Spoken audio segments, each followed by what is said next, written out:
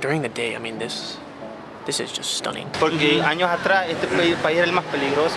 How is it? They're so hot, but they're so good. Buenos dias. Okay, so for those who don't know us, since this is a new series, I'm Jen. I'm Drew. And for those who do know us, it's been a while. In our last little series, we were all the way across the world in Finland, but today we are in El Salvador. Definitely a different part of the world. It feels like forever since we vlogged, so we kind of have this nervous anxiety. Yeah. So we're excited, but I guess we'll see how today goes. This is gonna be our very first impressions, really, of exploring El Salvador and San Salvador. Yeah. If you don't know, we've been to Guatemala and we've been to Panama, so we're excited to be back in Central America and exploring a new country. All right, well, let's go check out the city.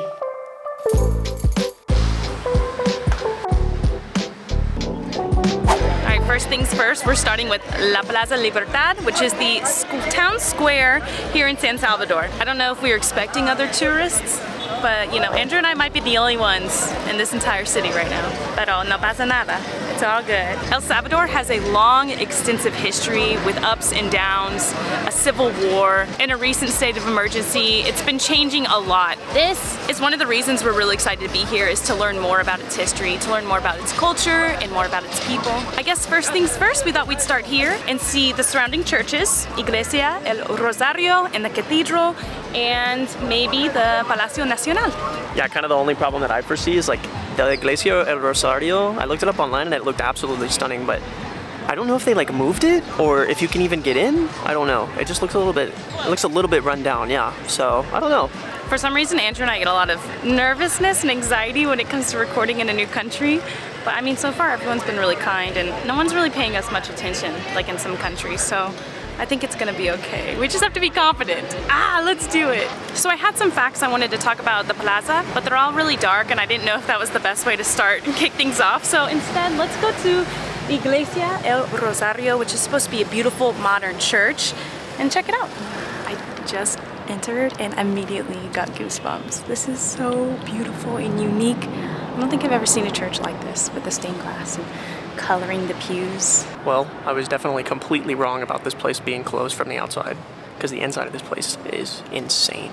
So one thing that I've already noticed is there's like no artificial lighting in here. This is how it is. Now I'm pretty sure at night they will have artificial lighting. During the day, I mean, this is just stunning. Like, I can't even describe. It just feels like this beautiful rainbow. And also, for anyone who plays Minecraft, the wall, like the back wall over here, looks like different mining, like different minerals, I guess I would say. I'll put it up on the screen if you don't know what I'm talking about.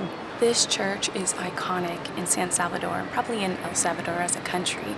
It's one of the newer buildings here in the center, in the historic center, as it was built between 1964 and 1971.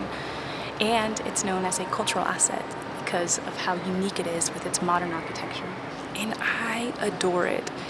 If you look at the details, this entire interior is an art piece, especially this design that goes around the border. It's like a strip of all these metal pieces creating artwork. I'd love to have someone tell us all the meaning behind all the art in here, but it's truly beautiful. And no one else is here but us, so it's kind of like a nice Zen place. These ginormous, like, stained glass arches that cover the sides are supposed to represent like archangel wings. That's why they're like rainbow and colored, and they're set to protect the church.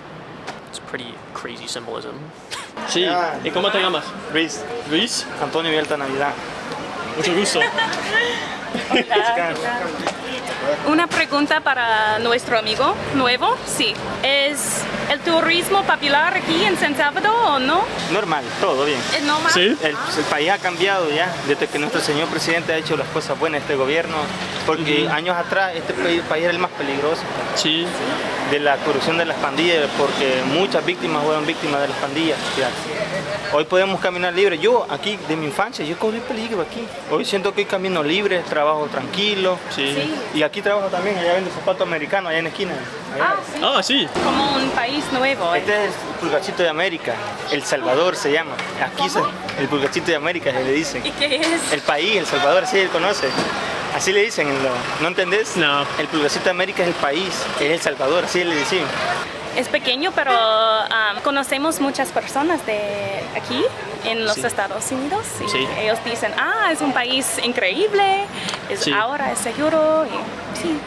So now we are currently in a park, in a plaza, but this is like the very center historic area of San Salvador. So this reminds me of like a typical Spanish square. You have the government building, you have the church, and then you also have, I don't know, it could be another building, but here they're building a library. So this library looks like it's gonna be legit too.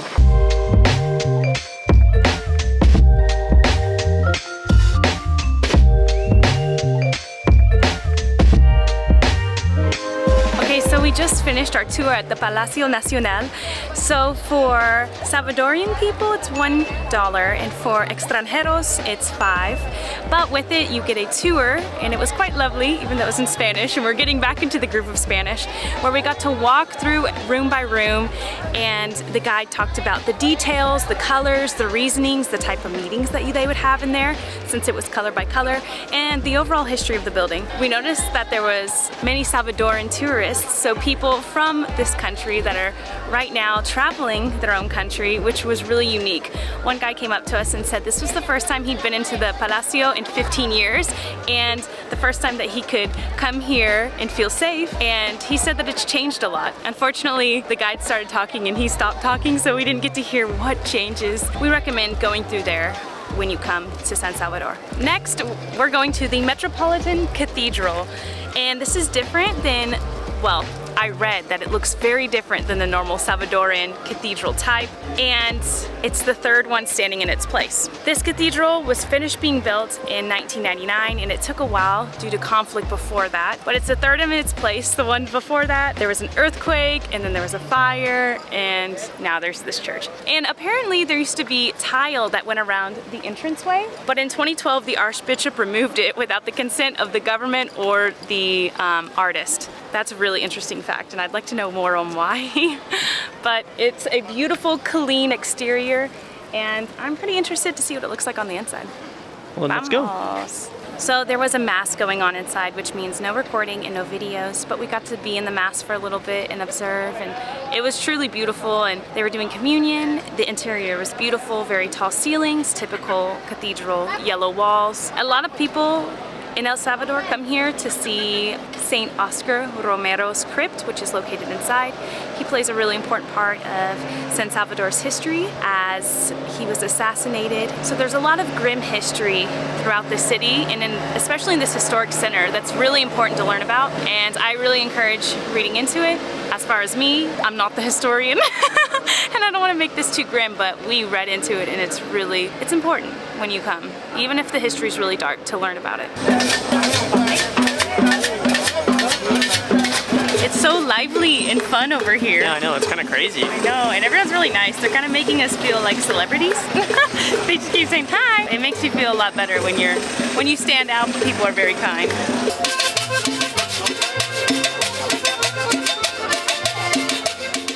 That is so cool. We just got to listen to just two little bands play while we're waiting for a ride, and I see a third one popping up over here. It's like its own battle of the bands in this plaza. It's really cool. The battle of the bands. And people are coming out and dancing. It's awesome. Such a cool experience. I could see they wanted us to join on that first one. Yeah, they definitely. Part of me was about to. If I drank a beer or something before, I probably would have. I'm a little shy. Hola. Muy bien, muy bien. Okay, so it's currently 5:40, and the last thing we wanted to do to round out the video is get some pupusas. And if you don't know what pupusas are, we'll tell you in a second. Okay, I think this is it over here. It feels a little weird kind of recording in places like this, but we're gonna try as much as we can. So first we're gonna make it over there. I don't know how we're gonna do it with this road opportunity. I think we're gonna have to run after this guy. No. I can't see, there's this tree. We've been here a while.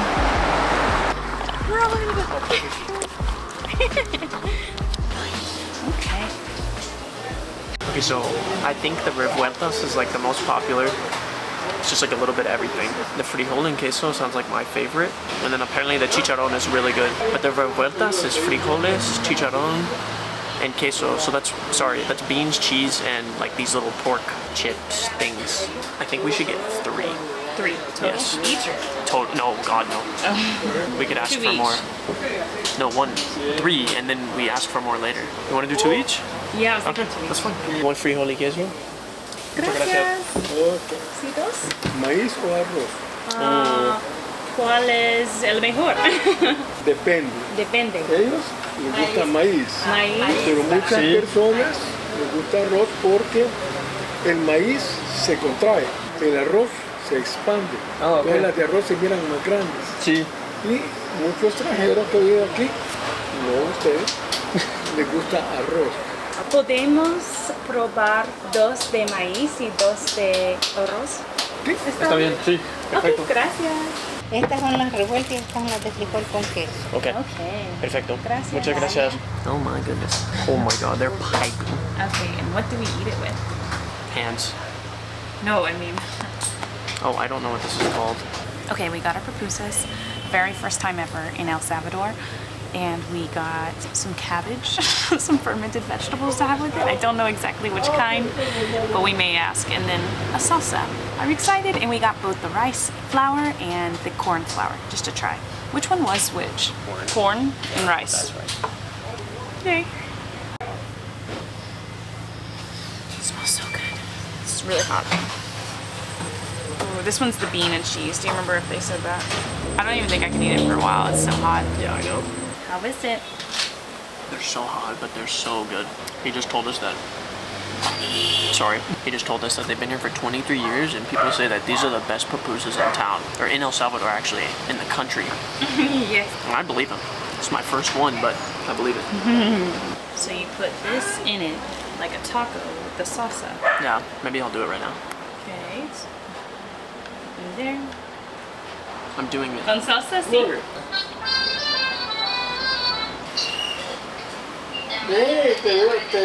Oh my God. He's correct.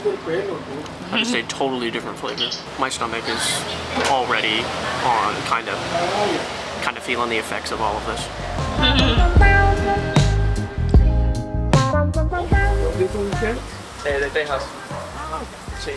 Vivimos en estos momentos acá, pero en Alabama. Oh, Alabama. Well, that was absolutely incredible. We highly recommend you come out here. They were so hospitable, so friendly. This could not have been a better first-time pupusa experience. But the problem is now we have to cross this road, and at night. So, Let's go. let's pray we don't die.